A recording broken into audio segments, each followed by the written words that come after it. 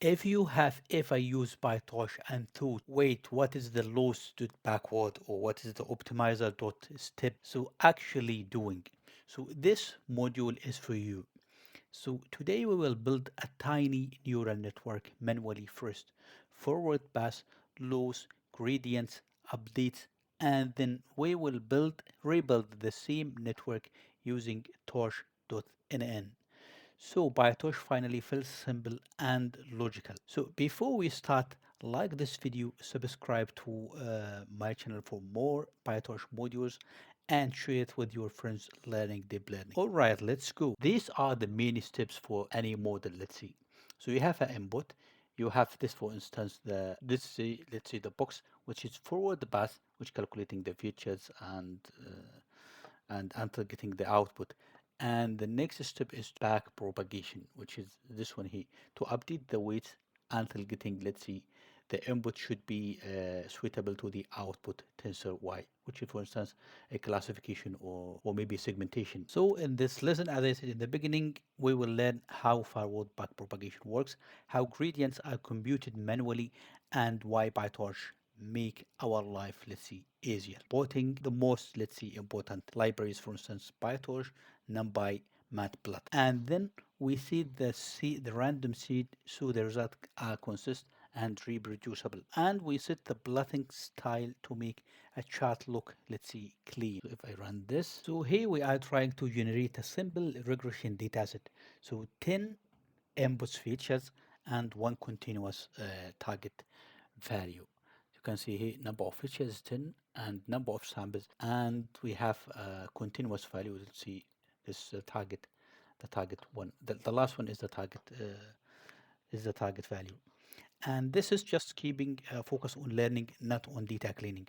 We also visualize the data to build, let's see, intuition about this data. Here you can see this is the target distribution and this is the space of the data. Here, this is initializing parameters manually. This is where the things get real. So if you see in these parameters are already initialized automatically when you create a neural network. We will see it end of this lesson. So we manually create weights and bias.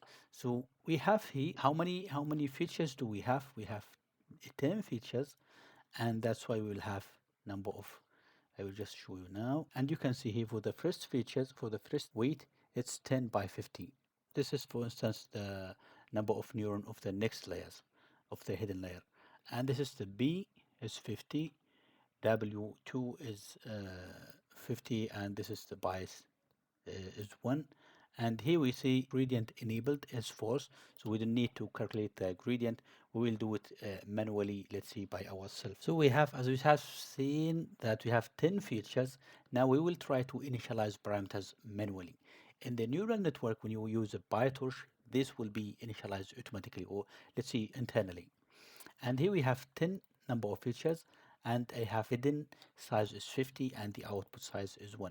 So if I run this, it will try to generate the weight 1 and B1 for the first layer, and for the hidden layer it will be B2 and W2 and B2. And you can see W1 is 1 and with 10 number of features, and this is the second layer. So the hidden layer, let's use size 50, and B, of course, it will be only a 50, and the W2 it will be 50. So number of hidden layers, and the next one, next, let's see, output layer, output size will be 1, and this is the B2, it will be 1. So, and you can see, as you can see here, required gradient is disabled because we need to calculate this, let's see, ourselves. Now we defined forward pass, step by step, linear layer, ReLU activation function, and finally linear output. So no magic, just a matrix, multiplication, and function. We will also save the intermediate values, so we will need to use them for back propagation. So this is the manual forward. We have the input here. I mean, this is the parameters. We have an input.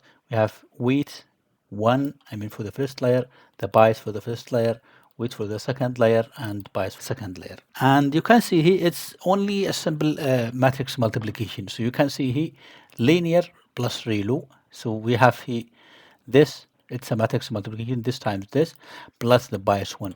And here we use, let's see, relu function, relu activation function. So we can use, we can write it, let's say, a function for the relu, but I'm just using this. It's not that, let's see, matter. For the second layer, we have C, we have Z2, and this is the output of the first layer. We will try to multiply it by W2, and then we add the bias. And you can see here no activation function because this is the output. And we have X, and we have saved this here for just we can use it for the back propagation. And if I just see right like this, you can see, for instance, the forward propagation. This is the X, selecting some first samples, and do the manual forward, let's see. And we have output, which is this, and also the cache value. I mean, this is the output, the z function, let's see the regression, the last value, let's see, and this is the cache. And we will see now how to calculate the loss function and doing the back propagation. So after calculating the forward back propagation, our model needs a feedback. So we use mean square error, predictions minus true values, square them, and take the average. Then we will verify our manual loss match PyTorch built-in function. So here we have calculating the manual loss. By the way, if you are not familiar with this stuff, I have already explained the linear regression in terms of deep learning. I will put the link in the description, and it's really explained with a simple example, step by step. And here we're calculating the loss, and you can see this is the predicted one minus the true, and you have the mean and also taking the average. So now if you see testing the loss function, I will just run this, and you can see this is the prediction. So we have done this is the train, and we have calculating the loss function. This is the output, and you can see this is the true, the prediction. Oops. And this is the true, let's see, values, which is in the data set itself. And we have here the loss function is this value, and in a PyTorch, you can see this, the PyTorch, and this is the manual one, which is the same. Now, after calculating the loss, we would like to tell the model this result it's not acceptable. We have to make updating, or let's say modifying in the parameters, so that we can get better result. This is, let's see, the heart of deep learning, back propagation. We apply the chain rule step by step. Loss the output weight, output to weights, and relu to the gradients. So this is exactly what is the loss to backward. And this is, for instance, the manual one, and we will see it in the last section. We will see the loss to backward. We can see it gives the exact, let's see, or maybe close results. But this is just to show you what's going on inside each function. And let me run this manual gradient calculation. Also, by the way, again, I have explained this back propagation in a very, let's see, simple way with the numerical example. So I'm quite sure that you will understand everything in back propagation. And here we have calculating the derivative of the W1, and this is the size, the derivative of B1 and W2 and B2. So after calculating the gradient, we now need to update the parameters, W's, and also the bias. So this function is doing the updates. So you can see the parameter one is the old parameter one, I mean the previous one, minus the learning rate times the gradient that we already calculated from the old function here.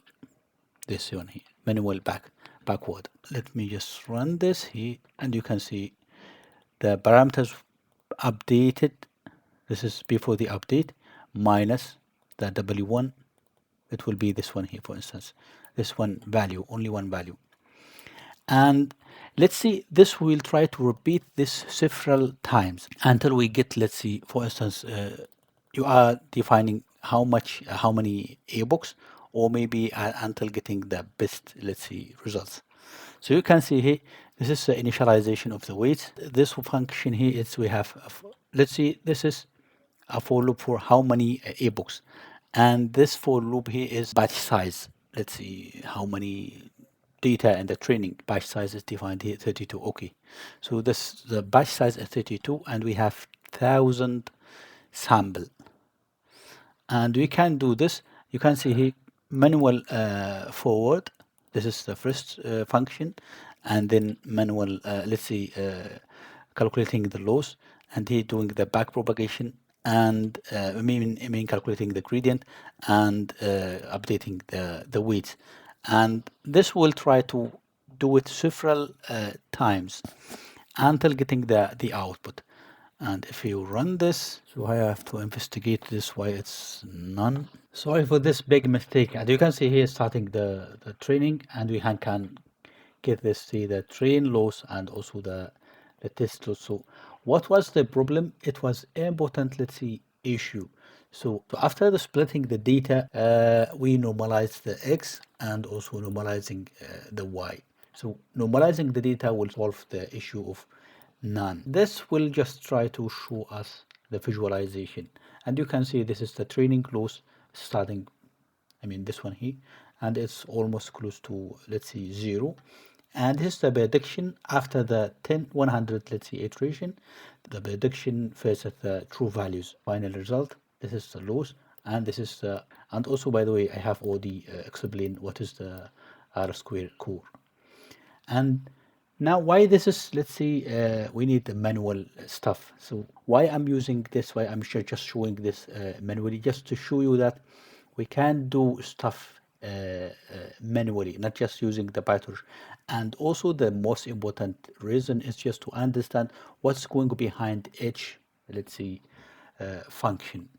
And if you see here, this is the simple neural network with the same stuff that doing, it will do the same stuff as we have done in the beginning.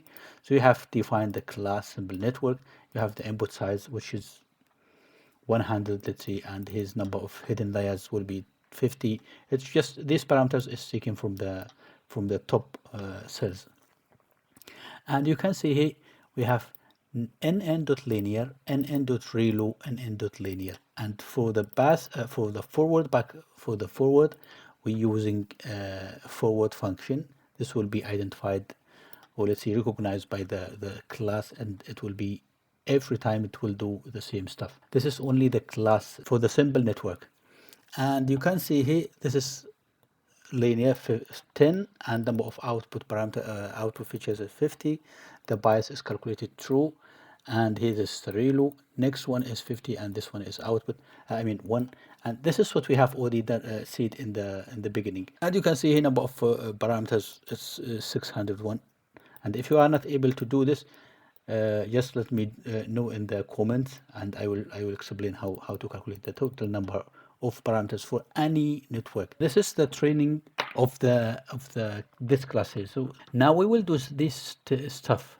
So we have defined the model. We have calculating the loss function, calculating the loss function, which is mean square error loss, and we have optimized adaptive momentum optimizer. In this here we have the two for loops. It's the same as we have done in the beginning, and you can see this is the zero gradient, which is clear the gradient, because otherwise it will update keeping the weights. And here we have loss.back. This is, we have done manual.backward, and this is loss.backpropagation. And this is a step, it's updating the parameters. So we have done this in 2 steps, calculating the gradient and also updating. If you run this, training is completed, and you can see it. And now the most important stuff is we need to compare the result of manual and PyTorch result. So I have already run this. You can see this is the training loss, test loss, and also the manual prediction, and that's it. And you can see the loss training time is 30 seconds, and this is only 5 seconds. So line of codes is 50, and his is only 10. As I said in the beginning, the goal of this is just to understand what's going behind each function. That's it for today, and if you have any question, just drop it down in the comment below. See you next time.